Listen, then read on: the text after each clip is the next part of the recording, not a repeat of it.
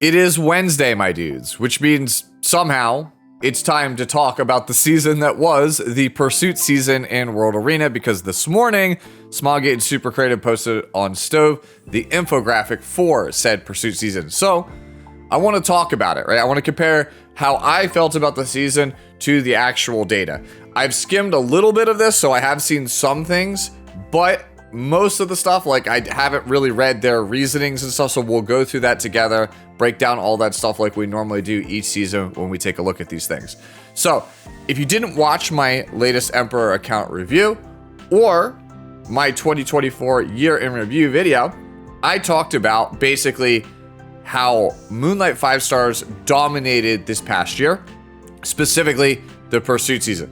The best characters in the game are characters like Afternoon Soak Flan, Laya, and the most recent Moonlight 5-star releases. So things like New Moon Luna, Empyrean Ilanav, Harseti, Hellion Lua, Seafan, and Politis, Dragon Bride Senya. These are like the best characters in the game, right?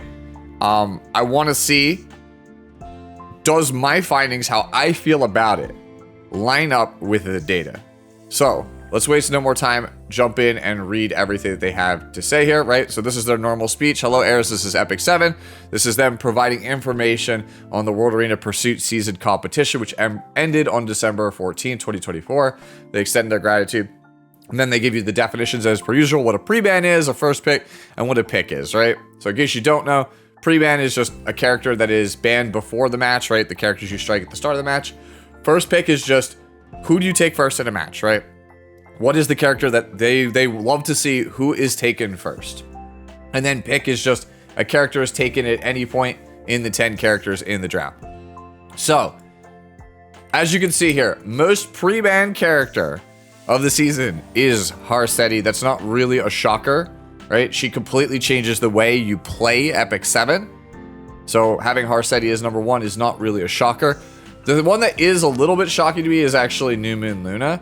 As the season went on, at least for me, I found Luna to be a cornerstone of my strategy, so maybe I'm a little bit biased, but I found Luna to be more manageable than heroes like Afternoon Soak Flan or Empyrean Ilanav, right?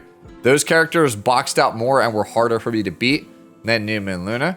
So seeing New Moon Luna at number 2, it's not surprising because she was, spoiler alert, my Moonlight 5-star of the year. I felt she was the most powerful character overall.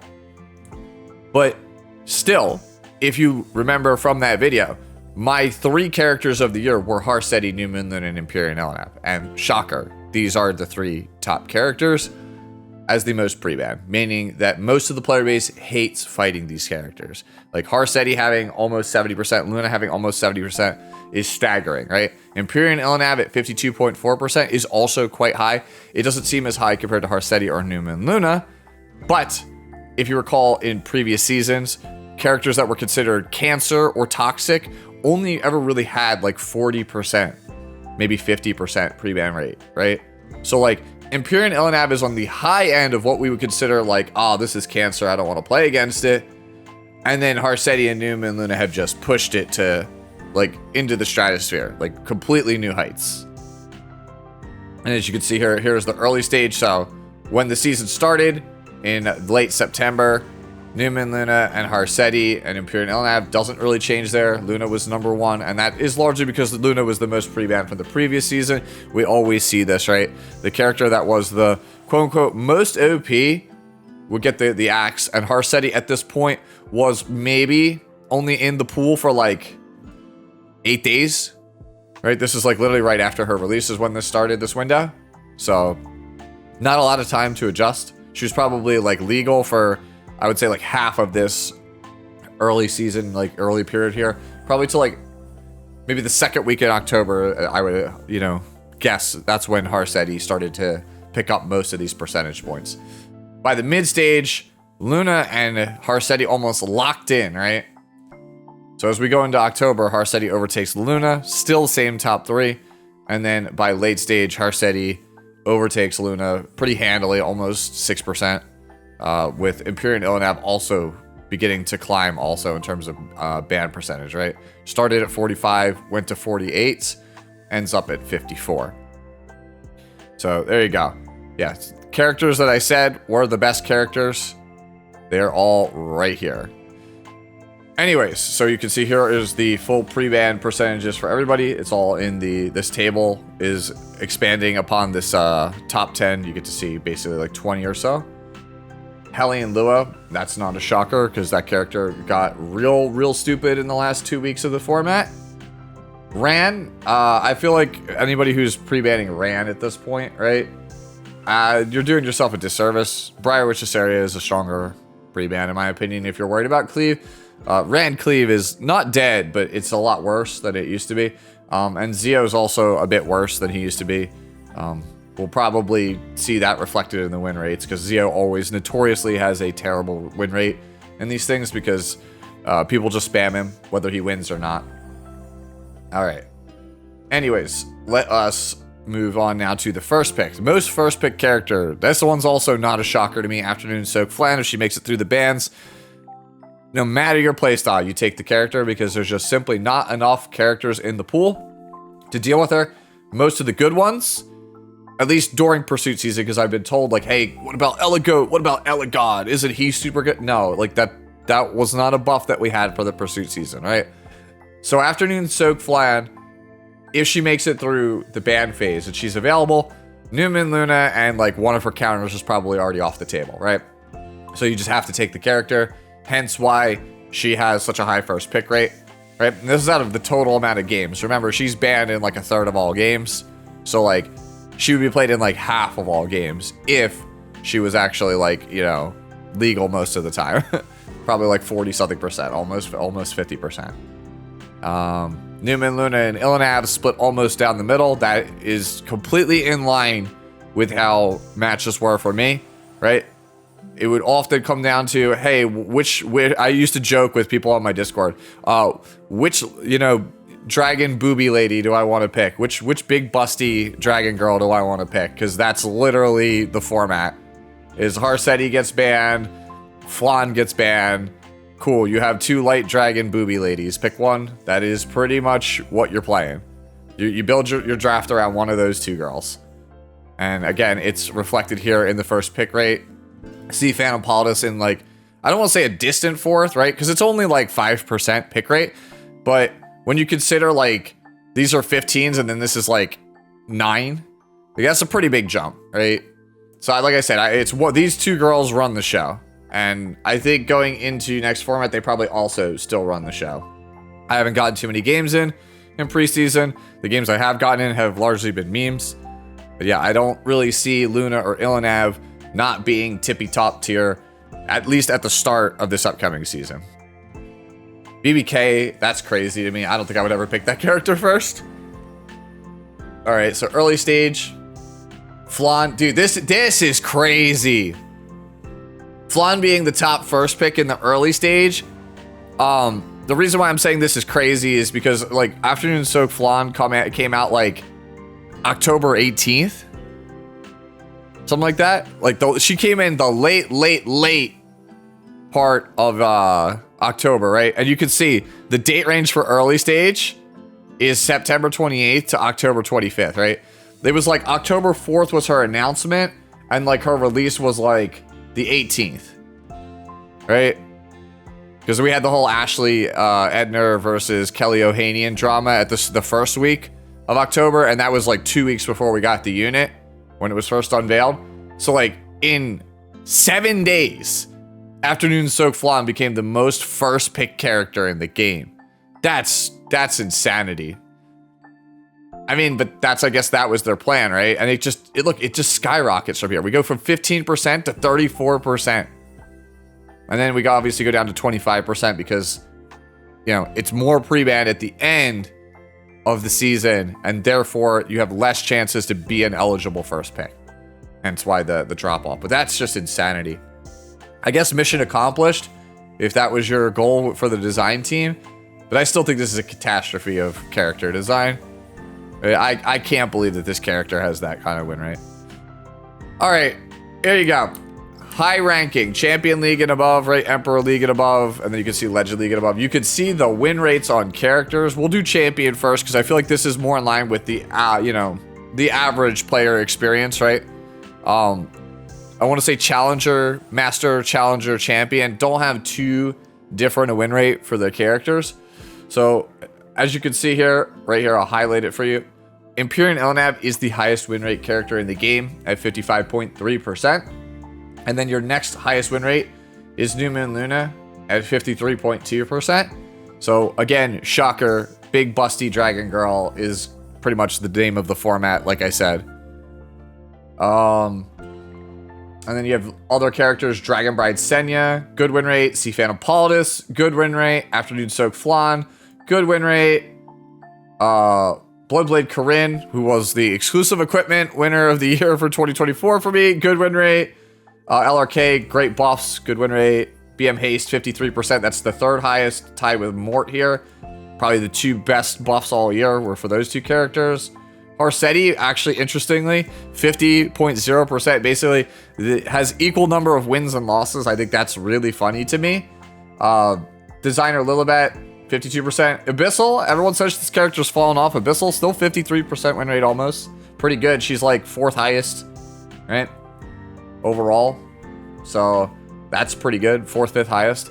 Interestingly, Naqual in the toilet at 45.5, and then Zio, the worst win rate in the top 20 at 44.2. That's not a shocker. Zio's been the worst win rate in the top 20 for probably 2 years now. Doesn't change the fact that I think the character's still top tier. But people just love to spam their cleave, right? And they just turn brain off.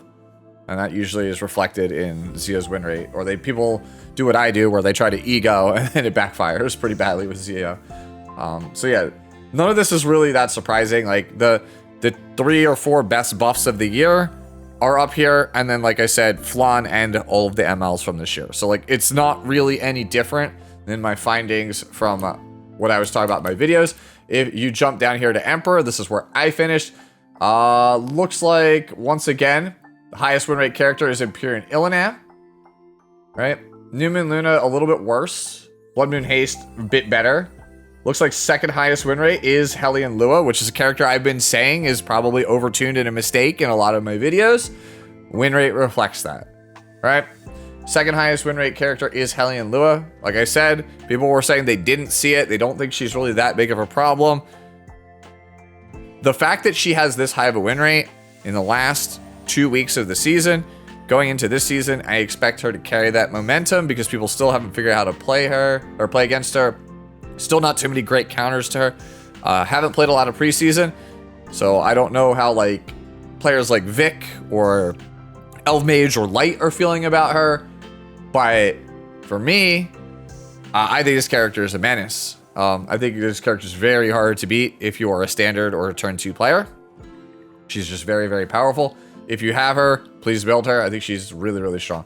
Interesting. Abyssal actually gained percentage points here. She's actually over New Moon Luna. So New Moon Luna is actually worse. This is actually kind of weird because my own personal data, right? Looking at my own E7.gg, New Moon Luna was she performed way better for me than Empyrean Elnav, which is why I kind of hitched my horse to her carriage pretty much for the end of the season. I basically made her the cornerstone of a lot of my strategies. So that's interesting to see that New Moon Luna is lower here. I'm wondering if it's because of cleavers, because like I said, I had incredible amount of success with her compared to Empyrean Elnav. Not that I didn't have great success with Empyrean Elnav also, it's just I had more success with Luna.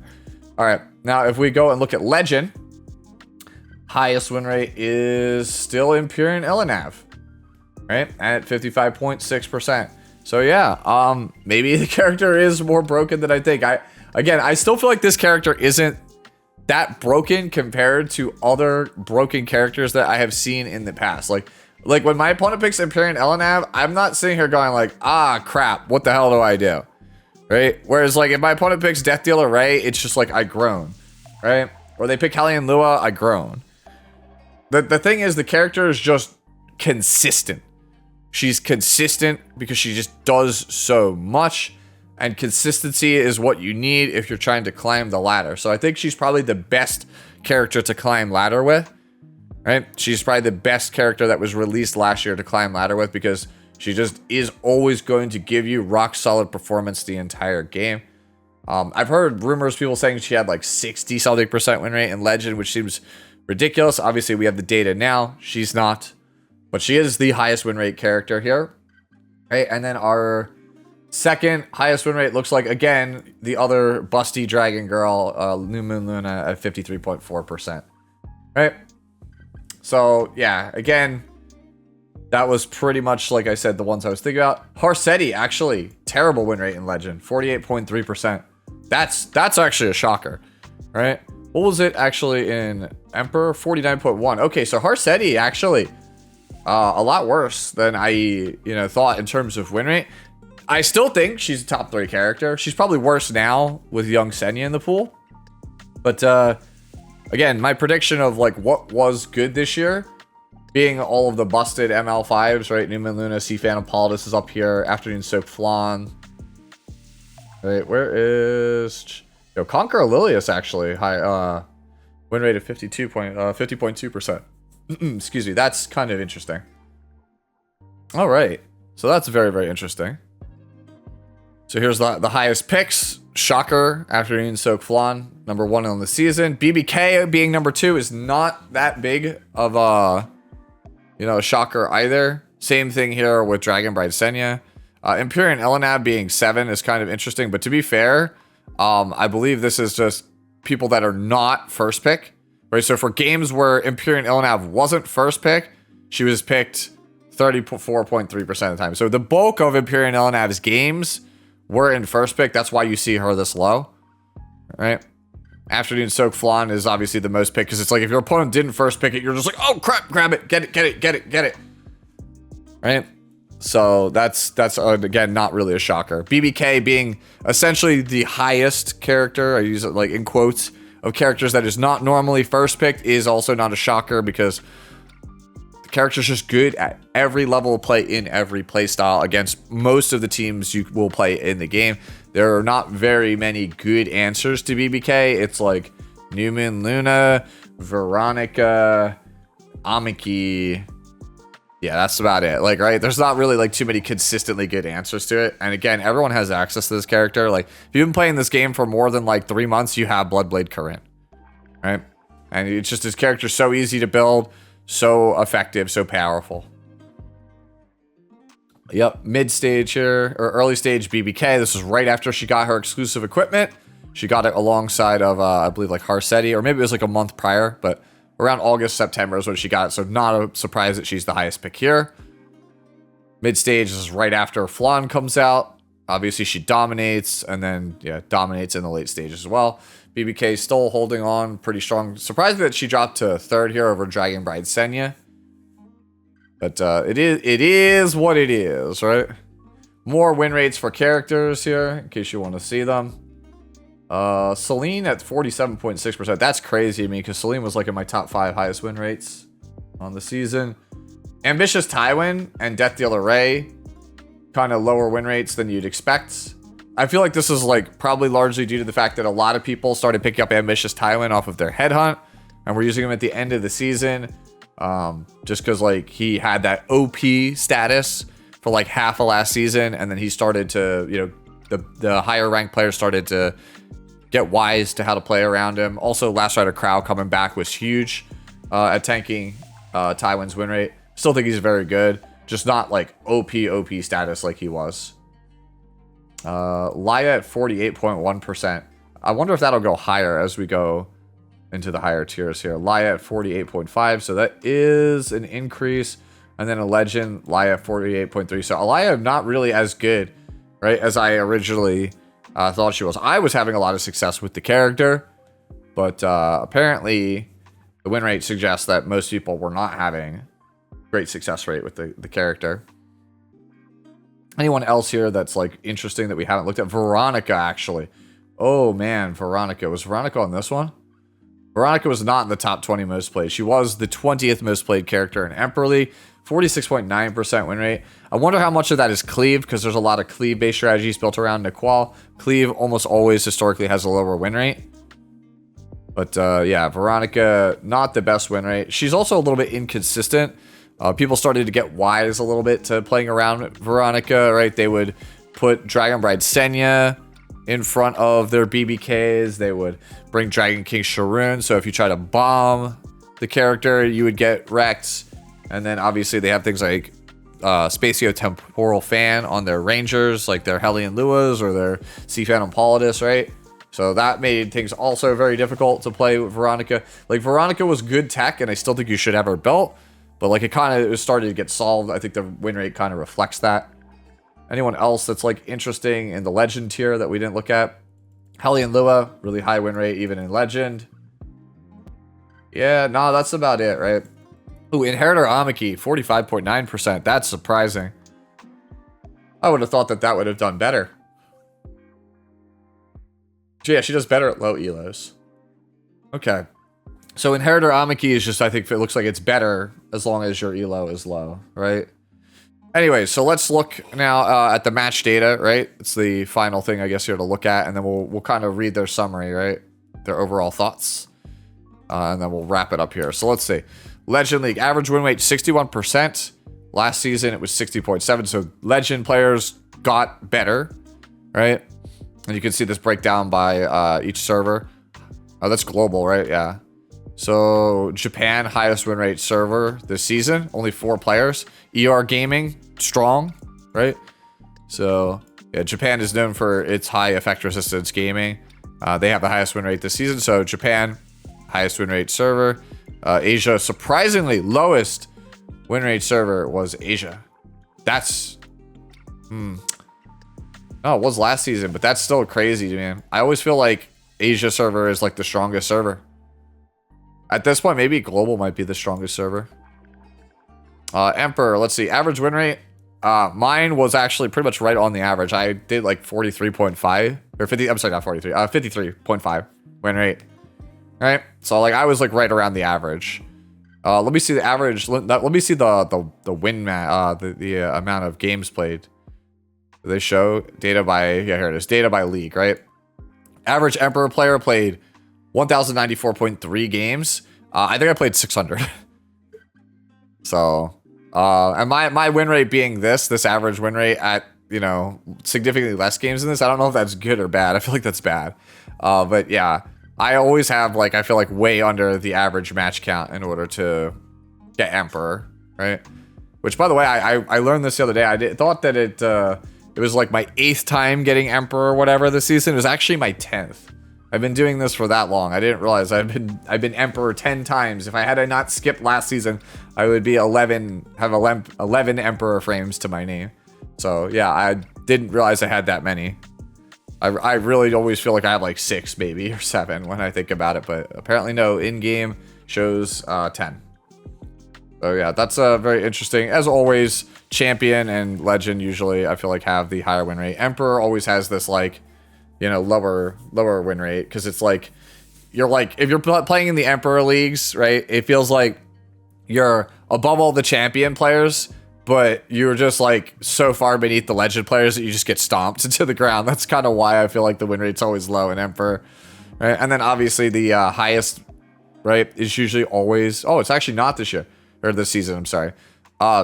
Master is usually the highest win rate because most people just climb to Masters, get the skin, and then they're done. Most of the people that are in Masters are actually like Champion level players that just don't want to play the format. So it's not surprising that Master it's actually not the highest win rate. It's Legend this season, but it's not surprising that it's the second highest. Right? Anyways, let's read what we got to say here. The overall thoughts as provided by the dev team. This Pursuit season marked the 2nd season featuring the ban protection system and saw the rise of a new meta centered around the new boss hero Harseti. Despite the season being shortened by 1 week, the total number of matches held in the Champion League and above increased by 8% compared to previous season. Well, to be fair, the ban protection season, the first one, guys, was the lowest played season of all time. So being up 8% from the lowest season of all time is better, but it's still not as high as it has been in previous seasons. So I think this is a little bit misleading, right? That's just a little bit of context for you all. We salute the efforts of all heirs who lit up the battlefield with more intense competition than ever. Looking back on the overall Pursuit season, the influence of heroes like Sea Phantom Politis and Aqua remained strong, but showed a decline compared to the previous season. This shift was likely due to the introduction of Harsetti and Imperial Ilanav at the start of the season. Harsetti played a central role in shaping the season's meta by counting high-speed heroes while enabling strategic use of a diverse range of heroes. Imperial Ilanav also demonstrated remarkable strength in various situations, with her pre-ban and first-pick rates rising as the season progressed. Yeah, the character's just a Swiss Army knife. Additionally, immortal heroes like Bloodblade Corinne and Inheritor Amiki were highly favored, while older heroes such as Mort, designed a little bit, and Last Archon made a comeback.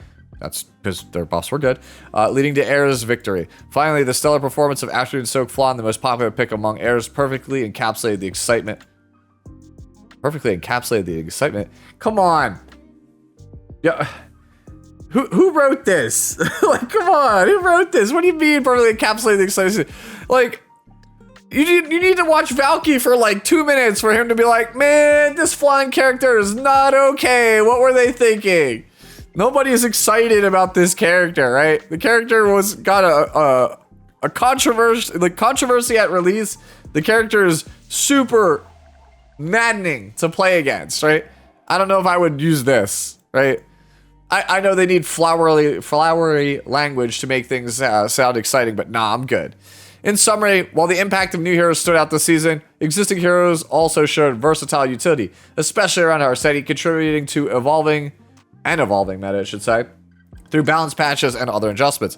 However, we recognize concerns regarding the high metrics of certain heroes and are actively working to address this issue. Please explain.